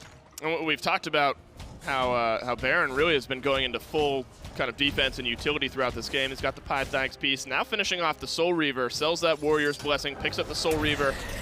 Do you like that, though? A little bit of percent damage to round out your build? Soul Reaver is a good pickup, especially when you have a low damage output in your build. The passive's going to spike it up regardless, as well as the fact that Soul Reaver does have that percent pen now in Season 7. Just a little bit, 10% is going to be very good going forward, but this engagement starting, Genetics finding many with the ult. I imagine this is a Fire Giant fight if there ever was one. Kerv keeps himself alive. The shield is going to extend the lifeline of that Hunter just a little bit longer. But yeah, he's alive, but he can't participate in this fight. Maybe the only silver lining is that you've drawn iceice away, but that's 3 for none so far from the Cold Llamas. Froisan is able to move himself right back in. Up, down, on to Froisan, though. His health bar is going to evaporate. And DineOhSaw is the last one alive. They might just barrel down this right-hand lane, and this might just be game. Myth. A little cheeky pillar block from emilitoo, trolling Genetics a little bit. But yes, this should be game. DineOhSaw, I know you love Ganesha, but he's not going to be able to do it on his own. 40 seconds on the next respawn. Predators being the first one up. They should be able to walk in very easily here as they are very healthy. This is Ganesh against the world. DineOhSaw is going to move himself out, and finally, it seems like Cold Llamas are going to be able to grab themselves the first Titan of this set. We might move on to the final game 3 of this best of 3. Mifflin, this one was so much more consistent from Cold Llamas, back and forth the entire game. But as the Titan falls, it's Cold Llamas who stand on top. And it's a 7-1-6 solo lane Baron Samedi, maybe where your eyes go. You know, that Baron Samedi wouldn't have gotten the lead had Froisan not just walked over there. They brought the golden XP to him. At no point did maniaK ever leave that lane looking to get himself a lead. And they brought it to him. Maybe just leave him alone over there. He's not playing a bully god. You don't really need to shut him down in the early. You know he's not going to bring as much as long as he doesn't get the lead. So it's on Froisan really to shift their focus towards emilitoo. We see that he's playing so utterly aggressive in that lane, constantly on the tower line. Might as well just gank that guy instead. And I think Cold Llamas did a great job. Kerv was really the primary threat, the one who was consistently doing a good bit of damage in a lot of these fights, and they were able to mitigate that so heavily. This one's all tied up. We got a game 3 right on the other side of this break.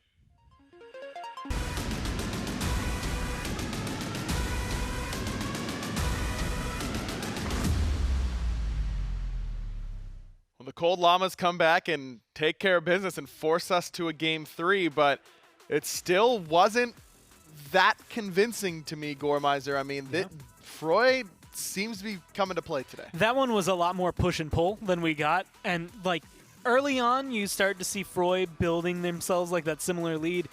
It comes down to maniaK and kind of only maniaK towards like, well, several portions of that game where it's like, oh, that's the saving grace. I mean, it's kind of hard to argue against a 7-1-6 slash line. He played so well, and really you feel like Froi may have messed up and given him the opportunity to do so. That 2-on-1 gank on that right-hand side where maniaK survives with a sliver of HP and gets himself the double kill. Predator's inaccurate with the dash that would have killed him, and then instead of backing up, ends up just gifting maniaK the second kill. And it's something to say not just about Predators, but also maybe Froisan, because there were several times where they rotate over to this lane and nothing came out of it. Almost every single time, maniaK's able to turn something around. That one is the biggest turnaround, I think, for all of it, because as the game went on, he actually built just as tanky as he would normally, to the point where it was difficult to melt him down. And then the lockdown he had with his ult, plus all the damage he was able to output, it just kept putting people in peril. And what do you know, iceice has set up a tent over here on the right-hand side in all these replays, and that's what you do whenever your solo laner 2v1s on a gank. You just continue to put them further and further ahead with some extra pressure on that side of the map. I think Ice identified that nicely and ultimately was able to transition this into a win really through maniaK, despite emilitoo struggling through a lot of this game. He had a lot of player damage, but that's kind of what happens when you slam your forehead into the entire enemy team. Yeah, there was a certain point where it was like, all right, are you in the team fight? Then cool, you're going to get damaged. There were also moments where it's like, all right, this team fight, you have maniaK winning everything. emilitoo's over here split pushing, gets a tier 2, gets a Fury. Like those moments where it's like, you know, his slash line he wasn't the one getting the kills. But at the end of the game, they didn't want him to be the one getting the kills. He was playing his role, which was just go do whatever it takes for you to help us win, which in a lot of the cases it was defend that Phoenix, get that tier 2, split push, or do something to make sure that we can stay ahead. So now we've had one game apiece. Both times we've seen a big strategy come into play, whether it be the duo lane really dominating in game 1 of this set or now maniaK dominating in game 2. Do you think it's going to be one of those two here in game 3, or do you expect it to transition a little bit more towards mid? Man, I have no idea, mainly because it feels like there's a lot that's happening in the jungle, but it's not the junglers that are getting ahead for it. Like, sure. iceice sets up maniaKK to get ahead. Froisan kind of, in that game, set up his team to not get ahead. Yep. And it's those moments where it's like that, it's been so essential, but so quiet in the back line that I want to see more out of it. But depending on the way these bans go, I expect, I mean, I wouldn't shy away from another Baron solo if I'm maniaKK. Like, he's feeling comfortable with it, confident with it. He's been running Terra over there as well. Like, it's a little more out there to pull Baron, but in 2 games, the first game, it didn't look bad. The second game, it looked really good, so why not try? Certainly a possibility, but no possibilities for Persephone, Odin, or Hunbats. Those are the bans for Froi. Llamas take away the Morrigan, Camazotz, and they still have one more in the bank. Heimdallr, certainly a possibility, though he did not get picked or banned at all last game, if I remember properly. So no surprise to see they go a different direction, especially for the Xing Chen that DineOhSaw played so well in game number 1, winning effort. So now you have Yemoja open is exactly where I was going to go. That's a big one to give up, it feels like, if you're Llamas. That's huge for these team fights. Depending on where it goes, we've seen Yemoja kind of flexed around in a lot, well, not a lot of places. In 2 places, she can go solo, she can go as your Guardian in that support role. And depending on where this team for Froi want her, I think is where we're going to see her the most potent. Of course, late game, it doesn't matter. She's in the fights. Right. The heal's going to be there. The stun's going to be there. And if you get some good combos with her walls or just good setup with the walls that come down from River's Rebuke, it's such a clean team fight. Merlin, the other pick to go alongside that Yemoja, and a King Arthur, which tells me that this Yemoja is guaranteed now to be the support, which is where I think she's at her most potent, because you just do want her in all those fights that you can. Llamas went with the Kukulkan, which is expected. The Fafnir, which felt a little bit early, but this is a comfort pick for genetics, and one that he just knows that you're not giving up too much. You're not pigeonholing yourself into a draft necessarily, so they just kind of take that because they don't want to commit to anything else. But Llamas do grab the Baron before the ban phase. And I like that just because of the fact that you know where Fafnir is going, you know where Kukulkan's going.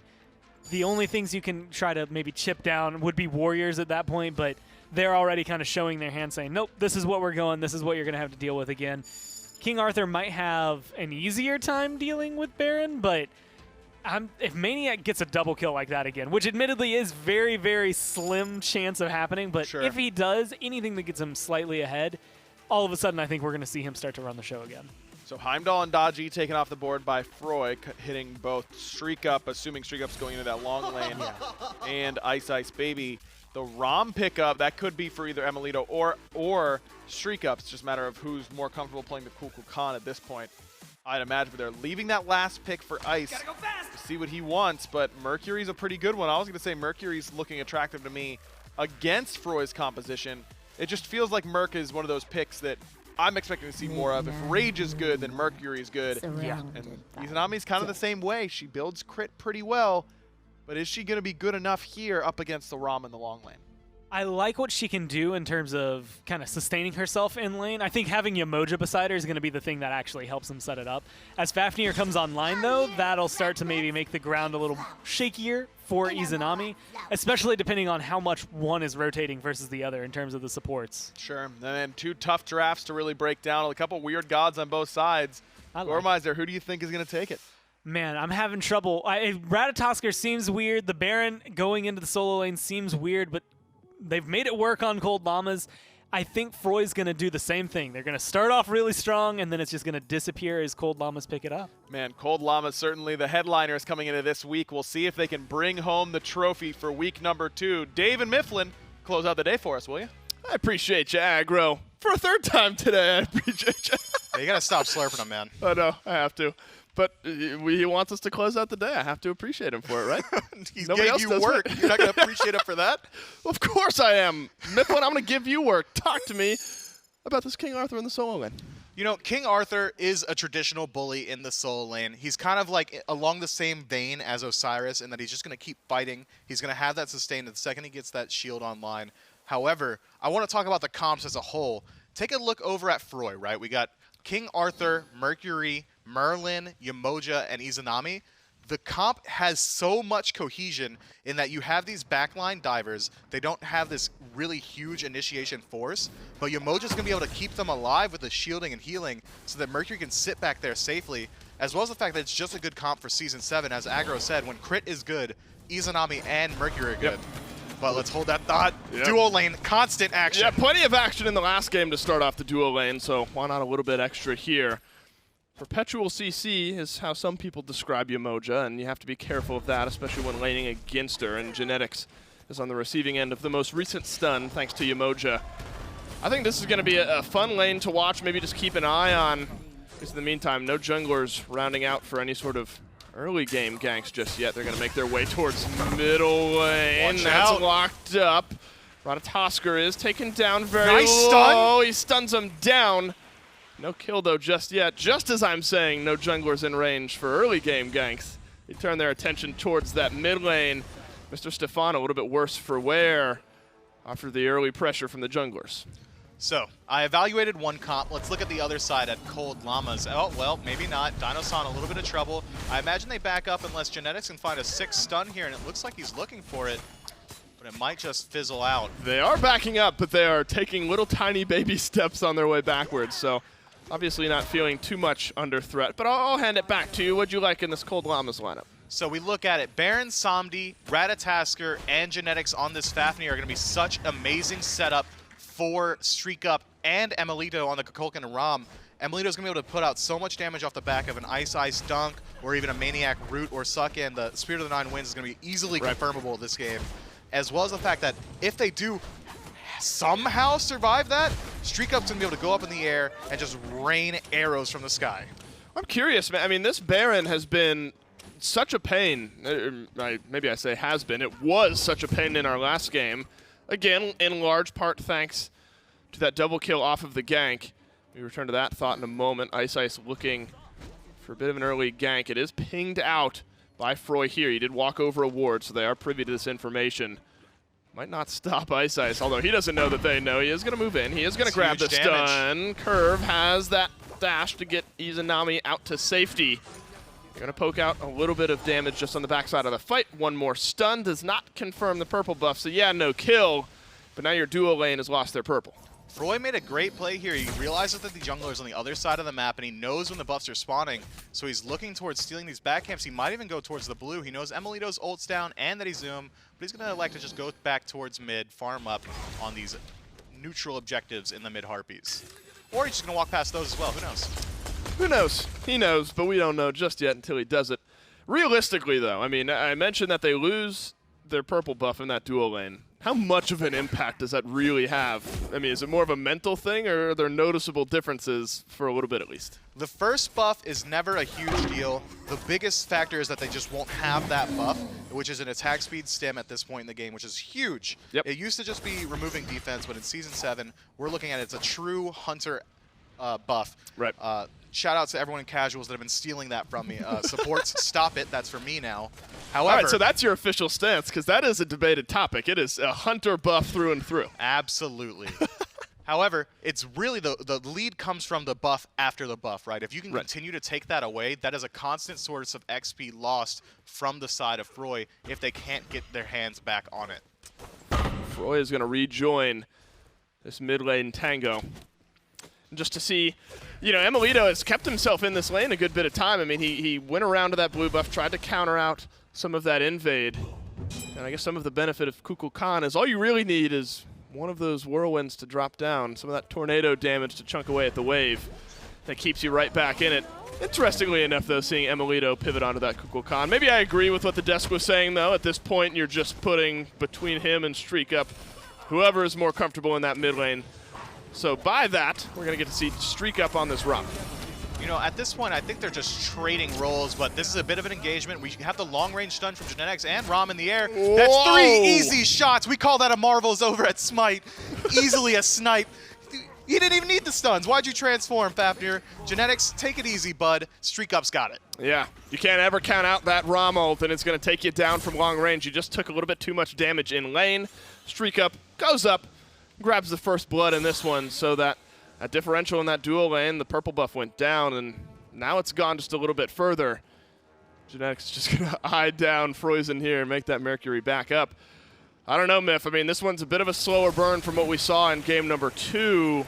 But it still has that kind of intangible feeling that Cold Llamas is just a little bit more in control of what's happening. Absolutely. Only 1 kill on the board, but they have this 1,000 gold lead that's only off the back of playing the map perfectly. And they're rotating around as a death ball right now, trying to strip away as much of the enemy jungle as they can. Moving towards this blue buff should be a pretty easy pickup, but Mercury has that ultimate available to get himself active immediately as Rat goes in the air. Yeah, Ratatosker jumps up nice rather. ult. Spirit of the Nine Winds flies on through, but Yamoja is going to cut off this fight into 2. maniaK tried to pull in a couple as well. iceice has found his way to a couple of the backliners of Froi now, but the damage isn't quite there just yet. He looks to rejoin the fight, but not going to happen when Yamoja locks you down. Big Mercury ult rips right on through this one. Cold Llamas, they thought they wanted this fight. Instead, they lose iceice and half of their health bars on the remaining members. That's a win there from Froi, and it could get a little bit better if they're able to get the kill onto maniaK, and it looks like they're going to be able to do so. Predators, he grabs the kill. Yeah, Cold Llamas a little bit over-aggressive there. They thought they were further in the lead than they actually were. Genetics not willing to let this guy back. We've seen this guy. He's just bullying all set, yes. Genetics. And it's intangible. He's just sitting there staring at somebody, daring them to go back, and then the moment they do, he stuns you out. And I love that it's the moment we say, it seems like Cold Llamas, you know, you can't really put your finger on it. They just feel in control of this game, and Froi tells us to think twice about that one. As they're able to grab a nice couple of kills. Damage. Could make it 3, pouring out some good damage. Can he do it twice? There's the disarm one. 2 goes down. That's the stun. Perfect setup from Genetics. And this game's kills right back to tied. Yeah, you know what? I'm going to go ahead and say that maybe we stop switching these roles around. StreakUp looks so much more comfortable in this long lane, and emilitoo, so veteran, I think he can play anywhere. So if you have one person that's so much more comfortable elsewhere, might as well put him there. As Yamoja dealing so much damage to iceice, just squeezes on through that minuscule hole between the ult and the wall. And there's not quite that Mercury ultimate just yet. 3/4 of the way there. I imagine it would have been used had it been ready. So he's going to be able to get out alive as iceice, but tense moments there, trying to move in as Mr. Stefan is able to grab that red buff from Froi. So yes, we are tied up in kills, but gold differential hanging around about 700. The big thing to note, I think, Myth, once again, similarly to how we've seen in other games in this set, the XP differential is huge. A lot of that on the hunter role, and maybe some in the jungle as well. So XP at this point, hold on, this is about to be cheeky. Yeah, wait, it could get further. Jump Genetics over the just wall. over the wall. Nice Let me drop down. I'm going to disarm you. I'm going to stun you out. And that XP lead, it's going to grow a little bit further. StreakUp doesn't get the kill. He grabs the assist, but they're going to get a tier 1 tower to boot. Kerv is getting absolutely manhandled this game, and that's going to open up the map so much to go to Goldfear. You're sad? Yeah, no, I'm sad if I'm Kerv is what I mean. I am very unbiased and not sad on a personal level because these games have been great, but I am sad if I'm Kerv, and now I'm sad if I'm Froi because I'm losing a Gold Fury.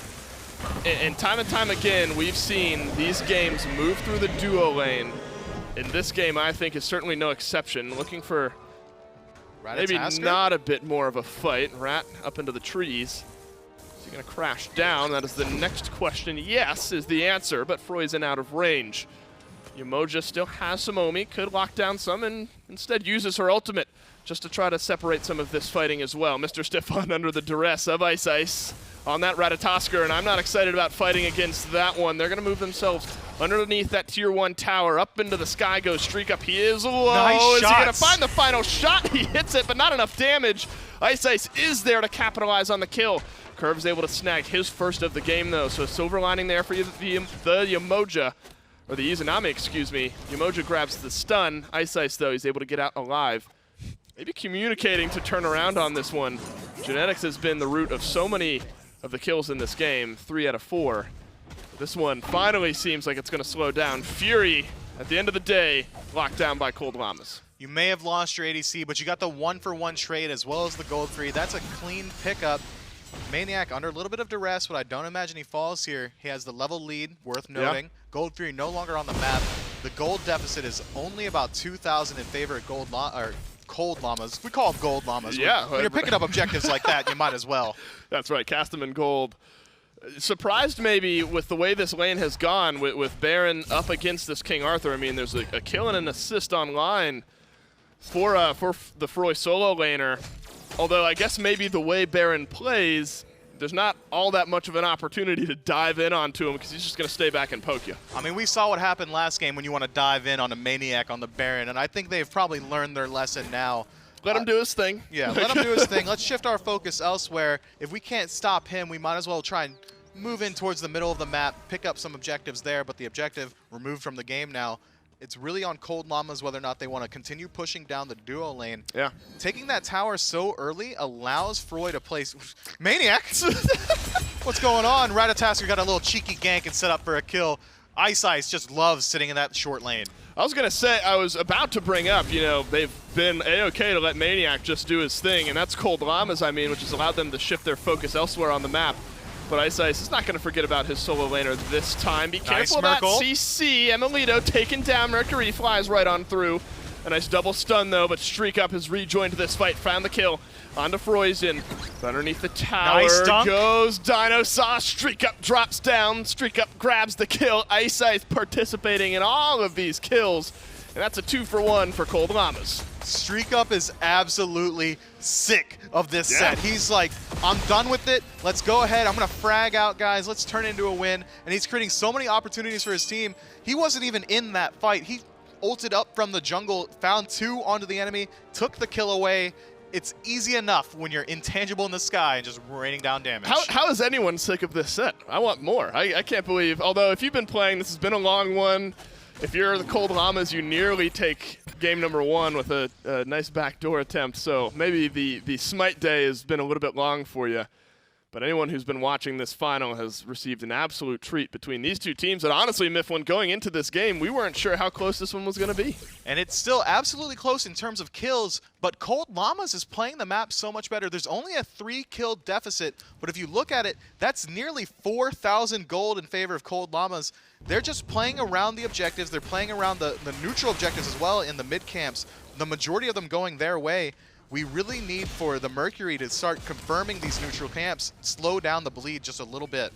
Well, the level differential in that solo lane is extended to 1 and some change, that is burning 2 so at fast. some point. Pyromancer started by Froi, but I'm not sure they want to continue to take this fight. The answer is no. That's the Kukulkan ult that's going to fly through. Doesn't confirm much of anything, but Maniac pulls in a couple. DineOhSaw, he finds the kill as Mercury flies his way right on through. Suddenly this is a losing fight if you're the Cold Llamas. You've lost 2 members. Your King Arthur might have to backpedal because his health bar is low, but emilitoo's is as well. He turns around.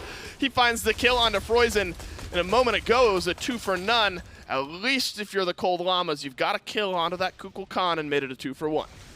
Genetics might be able to move in here and stop the Pyromancer. His ultimate is still available. It's whether or not he spots it out. No thanks. No, he's going to go ahead and back out. King Arthur did a very good job of zoning him out, and he's going to move towards the middle lane now.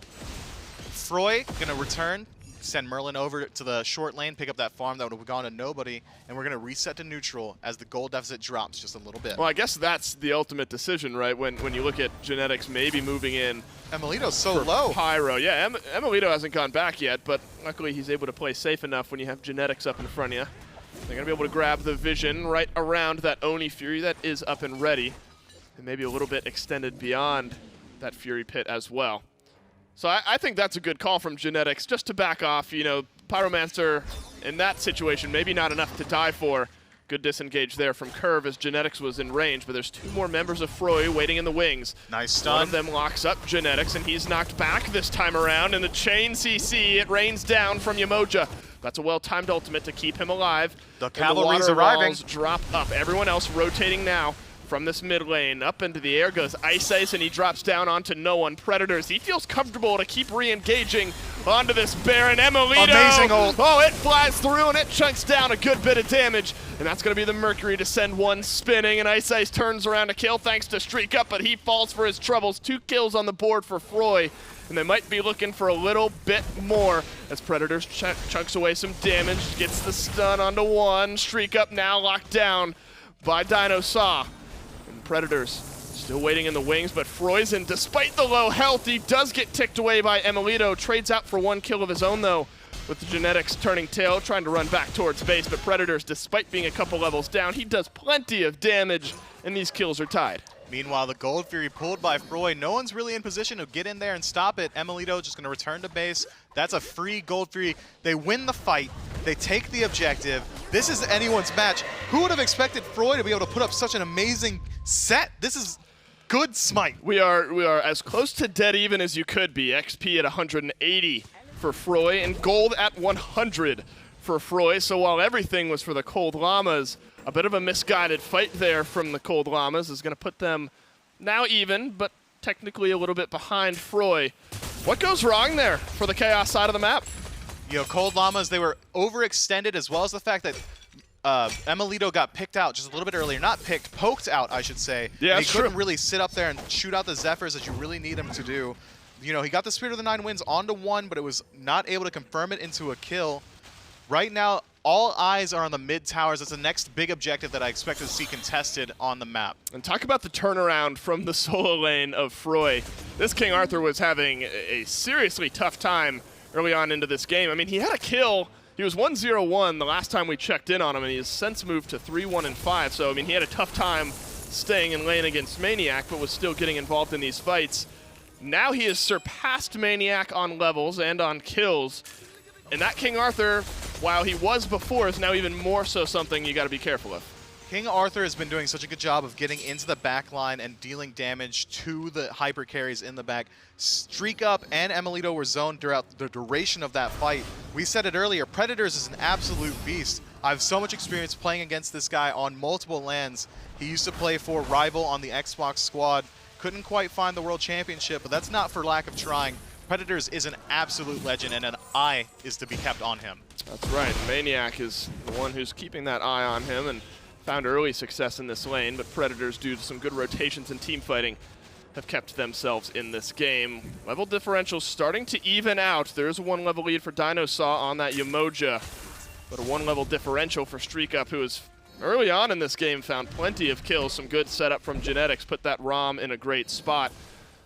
There's a charged up Mercury ult. Is he going to try to dive? Yes, he is. He grabs 2 with that one. Tier 1 tower under duress. Stun. Nice it moves damage. itself through. Froisan, he's able to find the first kill in this one. Ratatosker from iceice drops right on down. Kerv just needs a little bit more damage to take him down.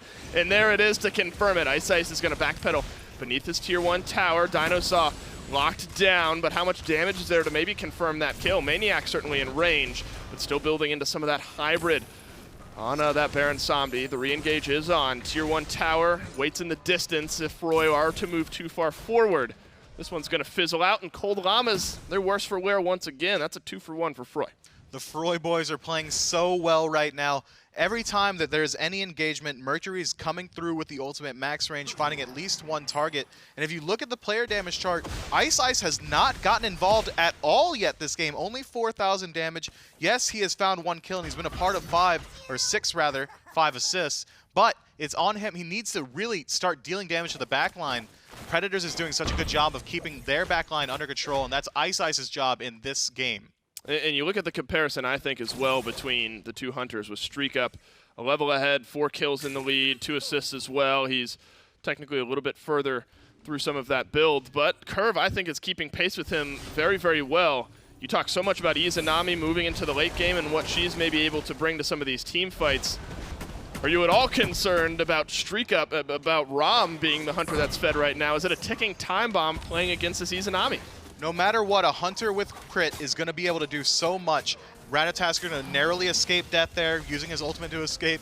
emilitoo as well going to use his. Now that's not going to be confirmation available on the Pyromancer as Predators moves into contest. Yeah, this fight is split up. Izanami rotating from the long lane. King Arthur ultimate to dunk down. StreakUp, though, receives some shielding and is able to get himself out of this one. And emilitoo is going to provide just a little bit of damage. So Pyromancer still alive. Fire Giant still alive as well. Tier 1 mid tower under duress. Cold Llamas are going to lose that one.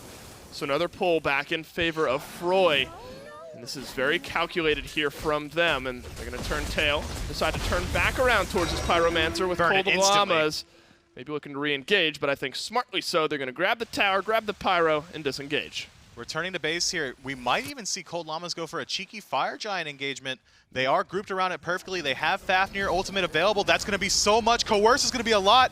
We've seen it earlier. Cold Llamas is a tricky bunch, and it is burning fast. They're not going to be there in time. They're not going to have the numbers. There are a couple in range from Froi, but they're going to get locked down. Cold Llamas want to call you back off. You give us a half a second, and we're going to take that FG down, and now Froisan, You got 5 strong members of Cold Llamas looking at you, 5 members of Cold Llamas with that Fire Giant, and this game just got a whole lot closer. Talk about highs and lows. Froisan had to be feeling good there, get 2 free objectives, but that's a rookie mistake. You can't send everyone back, especially known to the enemy team. When Fire Giant's available, they're already grouped around it. You have to be cognizant of that. Gold Fury now available, Fire Giant on the side of Cold Llamas. They should be favored in this fight. Yeah, Cold Llamas is going to feel just fine despite being a touch behind in gold.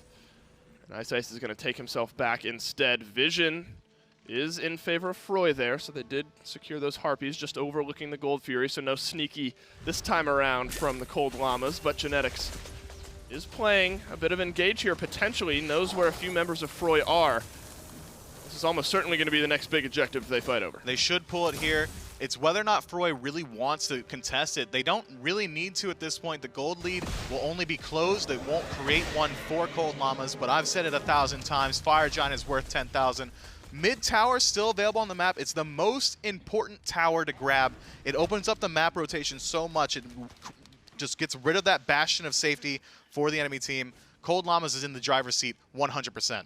How comfortable are you now, if you're the Cold Llamas, about taking some more of these big explosive team fights that we've seen? Or are you more trying to slowly work down, you push out the waves, you start to take maybe these towers one by one? Or do you look for more explosive engagement, and then when everyone's dead, you start to take the base? With this Fire Giant, it should be focused on picking off these permanent objectives in the towers. If a fight arises, good for you, but I wouldn't go around wasting time looking for them in the jungle or anything like that. I'm going to agree as they move towards that mid tier 1 tower that you pointed out, and Genetics is plenty tanky enough, and that tower is plenty low enough. They're able to get the kill. Froi realizes that this will happen, and they're going to move themselves to the long lane and grab a tier 2 tower. So you have to imagine if you're Cold Llamas, you have to get a little bit more here to make this push worthwhile. Mercury's staying. He might go for the Phoenix. Yeah, he's going to go back, and he has the wave in range with him. Nobody from Cold Llamas is going back just yet. Left side Phoenix under attack, but that also means that 4 members from Froi are back playing defense. Predator stops the back. So iceice was going to return, but he can't stop it now. They have to take this fight. Yeah, you have to take the fight, and if you win it, you're feeling pretty good about it. StreakUp.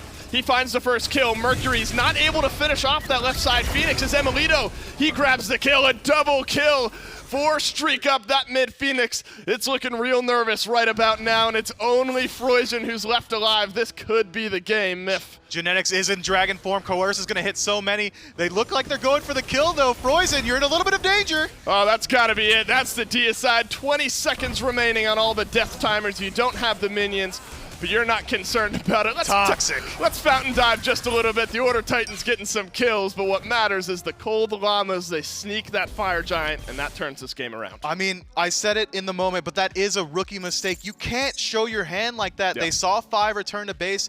When there's 5 people nowhere near you, you have a 5 stack of the Fire Giant, what do you think's going to happen? I'm going to attack it. And they wasted no time, and those are the calls we saw out of Cold Llama throughout this set. The thought of backdooring, it was there almost immediately.